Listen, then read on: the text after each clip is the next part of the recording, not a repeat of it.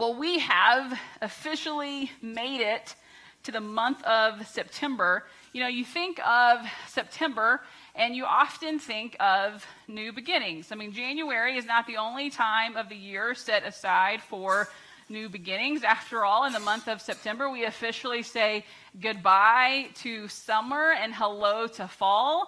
September is the beginning of that chunk out of the year. It's my favorite time of year, that chunk of all the, the Burr months, not like Burr, it's cold because, we live in Texas, but Burr is in September, October, November, December. In the month of September, just nationwide, schools have started, sports and practices have started. September is in many ways a new beginning of sorts.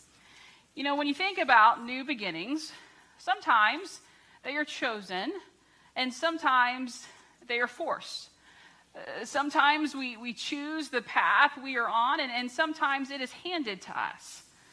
Sometimes we choose to go to college or to take a new job or to get married or to start a family, and sometimes life circumstances hand us a new beginning. We are handed divorce papers or an unexpected diagnosis or a pay cut, and we are left at the beginning that we never wanted. When I think about new beginnings, whether chosen or forced, I'm reminded of a quote from one of my very favorite movies by one of my very favorite actresses. If I had to take a guess, I would say the women in the room are probably a little bit more familiar with this one than the men. But men, I don't know, you might surprise me, but Sandra Bullock, don't you just love Sandra Bullock, right?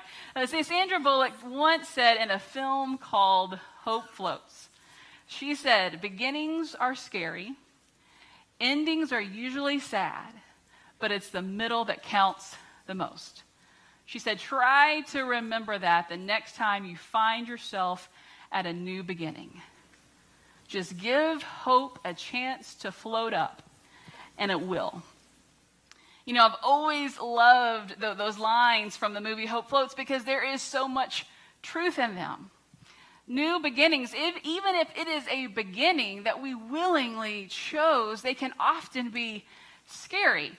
It can be scary to be a freshman in college. I remember my first day as a freshman in college, my mom and my grandma dropping me off and just kind of leaving me there and walking into the cafeteria before dinner, before our welcome week activities kind of started, and just having my little blue tray and just being absolutely terrified as I just surveyed the room trying to find a freshman girl that looked remotely nice and would just allow me to sit next to her. It can be scary to be a new mom. It can be scary to be the new person in the office. Beginnings are often scary. The Bible has a lot to say about new beginnings. And so this morning, we are going to go all the way back to the very beginning. We are going to go all the way back to Genesis chapter 1, verse 1, when God created the heavens and the earth. Now, in the ancient Near East, there were different ideas about how the world came to be. Some believe that the world started under some kind of cosmic battle between warring gods, and the world was simply the result. People wanted to know, where did we come from? And why are we here? And how did it all begin? And why did it all begin? And that is what the book of Genesis seeks to address. Let's look together at Genesis chapter 1. We are going to begin reading in verse 1. In the beginning, God created the heavens and the earth. Now the earth was formless and empty. Darkness was over the surface of the deep, and the Spirit of God was hovering over the waters. And God said, "Let there be light," and there was light. God saw that the light was good, and he separated the light from the darkness. God called the light day, and the darkness he called night. And there was evening, and there was morning, the first day. In these verses, we hear words like formless, empty, darkness. I don't know what your state of mind was when you walked into worship this morning, but for many of us, we identify with the world of Genesis chapter 1, verse 2. We know what it is like to feel empty.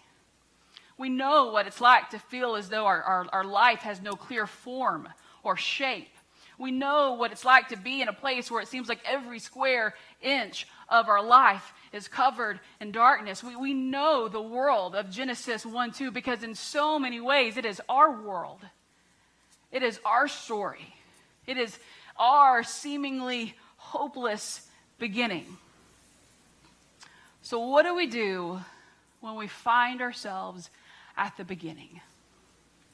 The beginning we never wanted, or the beginning we really thought would just look different, or the beginning that's exciting but terrifying all at the same time. What do we do when we don't know what to do? What do we do when everything around us seems new and different and constantly changing? Church, I submit to you this morning that when we find ourselves at the beginning, when we find ourselves in a space that seems empty and dark and without order, that is when we rest in the knowledge of who our God is. And just who is our God? Well, from Genesis chapter 1, we see that our God is a present God. Genesis 1 verses 1 and 2 says, "In the beginning God created the heavens and the earth. Now the earth was formless and empty. Darkness was over the surface of the deep, and the Spirit of God was hovering over the waters." When there was nothing, there was God. When the world had no shape, no life, no order, there was God. God has always been.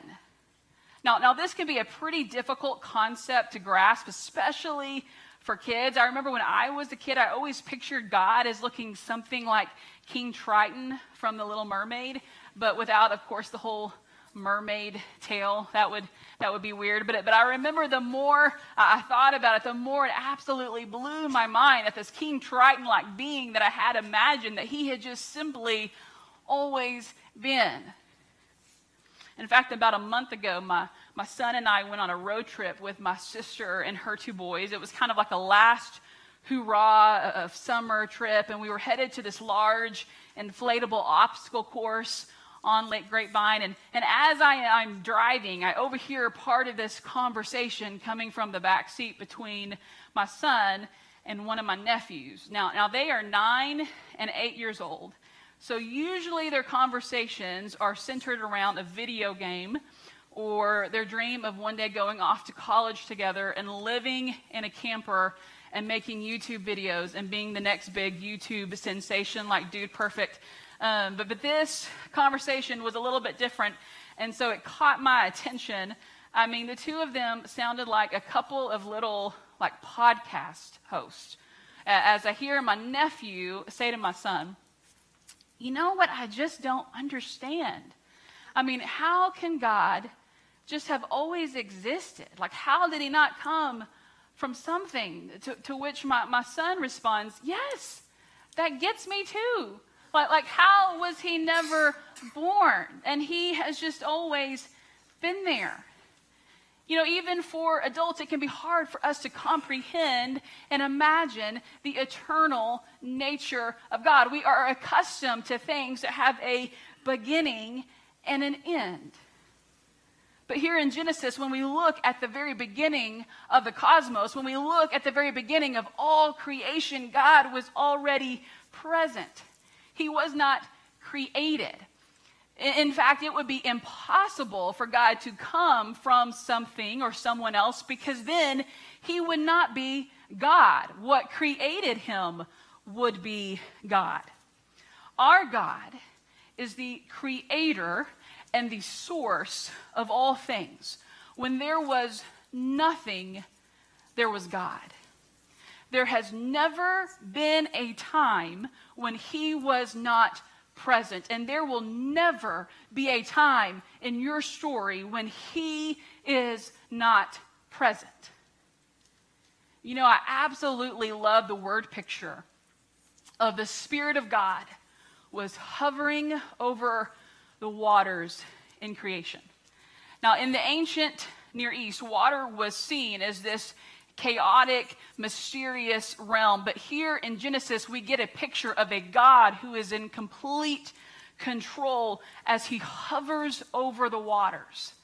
It reminds me of the way a nurturing mom might hover over her children. Now, not like in a helicopter parent sort of way, but rather in a gentle and in a loving way, like when a child is first born or when they are sick.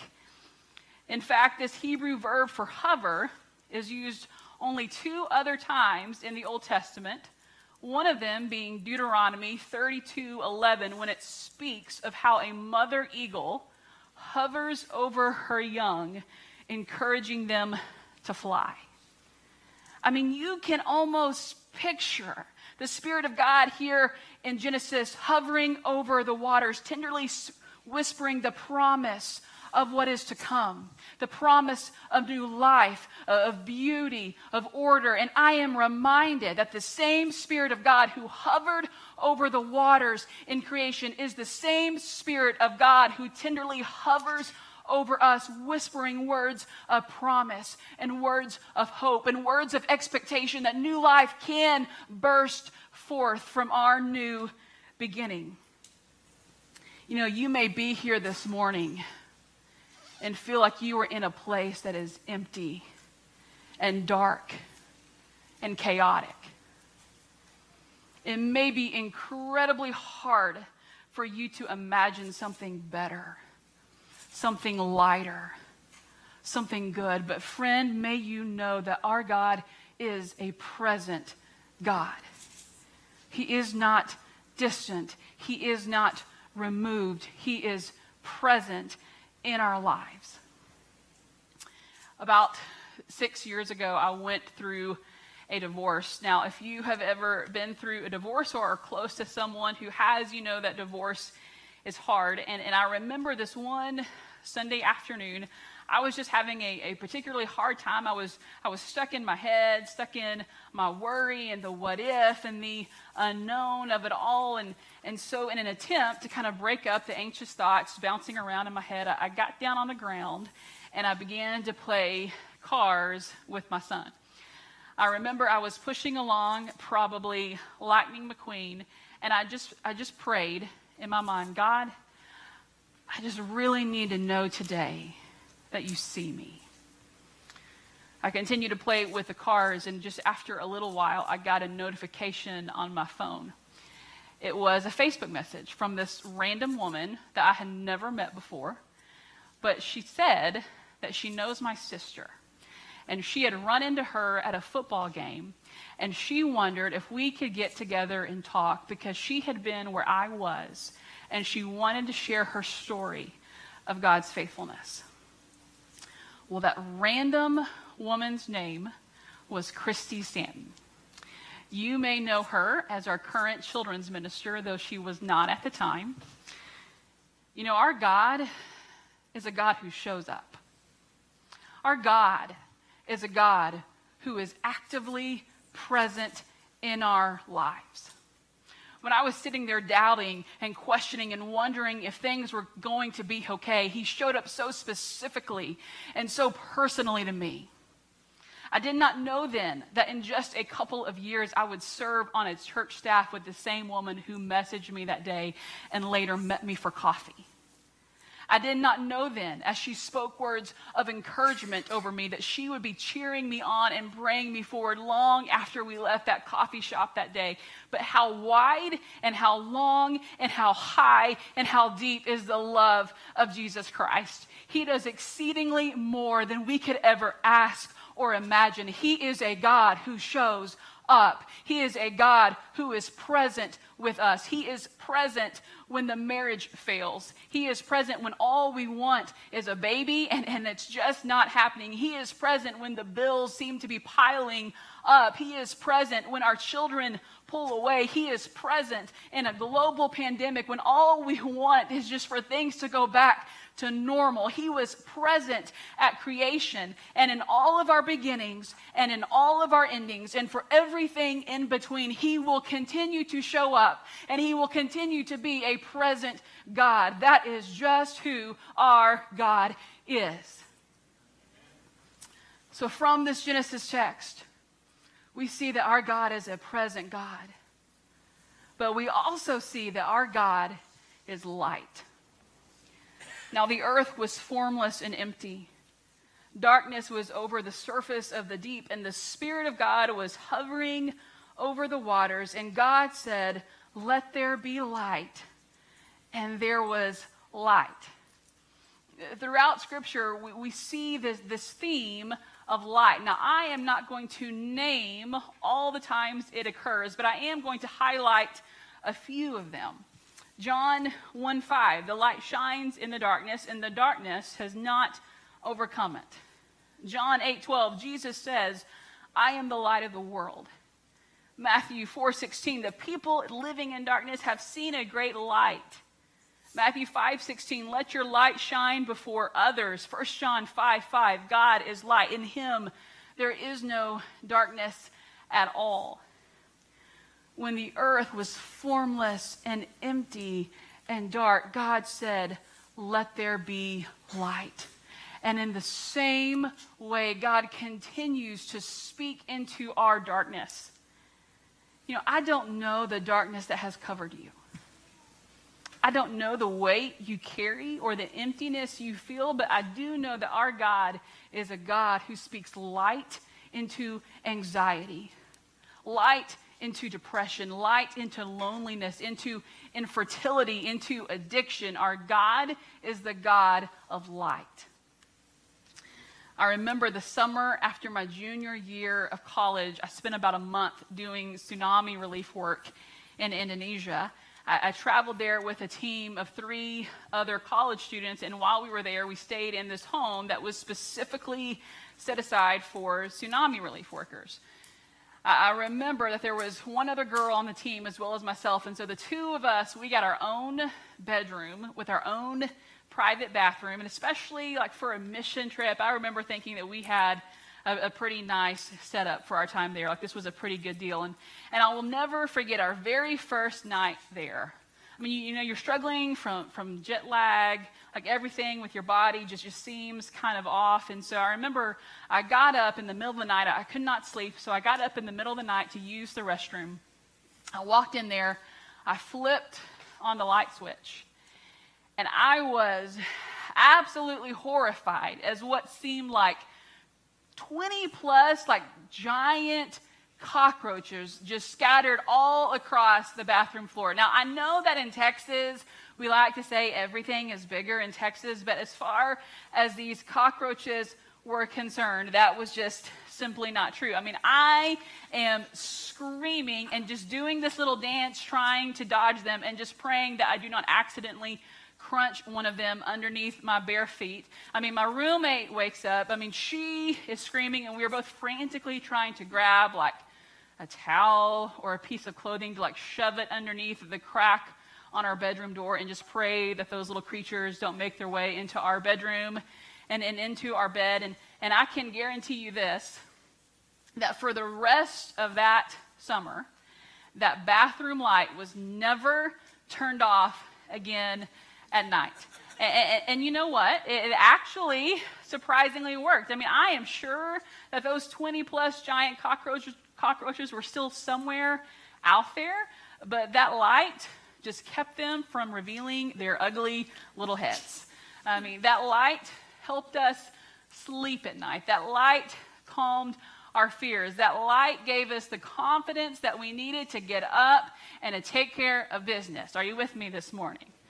You know, in a world where there can be a whole lot of ugly rearing its head, I think sometimes we forget that we have a light that will never be turned off. Because in John 1:5, it says, the light shines in the darkness, and the darkness can never extinguish it.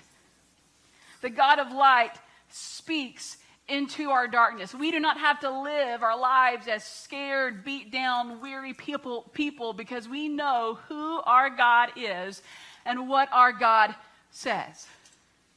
Our God says that we are more than conquerors through him who loved us. Our God says that we can take heart because he has overcome the world. Our God says that he will turn our darkness into light. But you know what? I get that sometimes does not seem true. I get it. I get that sometimes it seems as though the darkness is winning, that the darkness is overpowering, that the darkness will absolutely swallow us whole. It is like we are sometimes stuck in this tunnel of grief and anxiety and exhaustion so long that we don't know if we are ever going to see the light at the end of it. And it's in those times that I am reminded of the words of Jesus in the Lord's Prayer where he said, Father, give us today our daily bread. Give us what we need for this day, this present moment. Next week, next month, next year, we will cross that bridge when we come to it. But I'm pretty confident that God will show up into with his grace and his presence that gives us just what we need to keep going, to keep enduring, to keep putting one foot in front of the other, knowing that the darkness can never extinguish the light. Our God is present. Our God is light. And lastly, our God is creative. God created from nothing. He took something that was formless and empty and turned it into something good and beautiful. You know, sometimes when we find ourselves at a new beginning, it can be really difficult for us to imagine things even being okay, much less good. But you know, our God is the God of grand reversals. He brings form to that which is formless. He brings fullness to that which is empty. He transforms our empty darkness. Our God is the God of the new.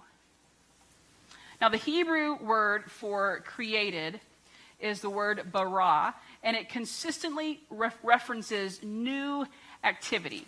It occurs 6 times in the creation account. God's creation results in newness and renewing. Our God is the God of the new. But here's the thing. Sometimes we can be a little picky about new stuff. I mean, sometimes we love new stuff, and sometimes we don't really care for it. I mean, we love new toys at Christmas, right?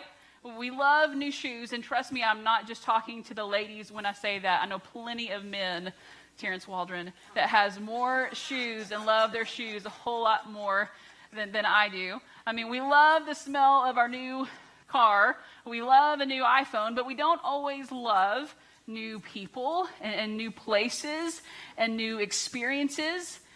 We're not always the biggest fan. We prefer the familiar. We prefer what we can know and predict. And so sometimes we are resistant to the new. We are resistant to change, but that's when we must remind ourselves of who our God is and trust that when we find ourselves at a new beginning, that is when God is doing his new creative work. Now, please hear me. I am not saying that God caused the darkness or the emptiness that puts you at a new beginning. Our God is the source of all that is good, not all that is evil. But you see, that's what makes our God all the more creative, because he is big enough and he is creative enough to take every single part of our story, every single part of our life, everything that we even wish was not there, all the good and the bad and the ugly, and he can transform it into a beautiful picture of the goodness of God. A little bit ago, we sang the song, The Goodness of God. And typically in worship, when we're singing, my eyes will be on the screens, or perhaps sometimes they will be closed. But every time we sing that song, I prefer to look around the room. I will look at your faces, and I will think about some of your stories. And each time I am just overwhelmed with gratitude for the goodness of God. I mean, we will sing the lines, I love your voice. You have led me through the fire. In darkest night, you are close like no other. And I think about some of the dark nights that God has seen you through. The dark nights of miscarriage. The dark nights of infertility, of losing a job or a spouse or a child. And yet, our God has been near. Our God has been present. Our God has seen you through, and he has done a new creative work in you that only he can do. And I think about how my faith and my love for the Lord is stronger because of having seen your faith. And every single time I am overwhelmed with gratitude for the goodness of God. And you know, you may be here this morning and you may feel like the dark nights simply will not end. And you don't know if you can trust that our God is good and that he can do a new creative work in you. And if that is you, I would love for you to come see me or one of our other ministers or someone on our prayer team that will be gathered here up at the front. We would love to just listen to you and pray with you because you are not alone. And we need other people who will walk with us and through their presence remind us that our God is present with us as well. That our God is light and that he is faithful to do a new creative work in each of us. That is just simply who our God is. So in light of who God is and who he has been from the very beginning, I think the question that remains is what kind of people will we choose to be? In the darkness, God spoke the words, "Let there be light." And you know, sometimes I wonder, what kind of words do we speak into the darkness? Do we speak words that bring light? Into the darkness, do we speak words that bring peace and calm and assurance? Do we speak words that bring order to the chaos, or do we just simply add to the chaos?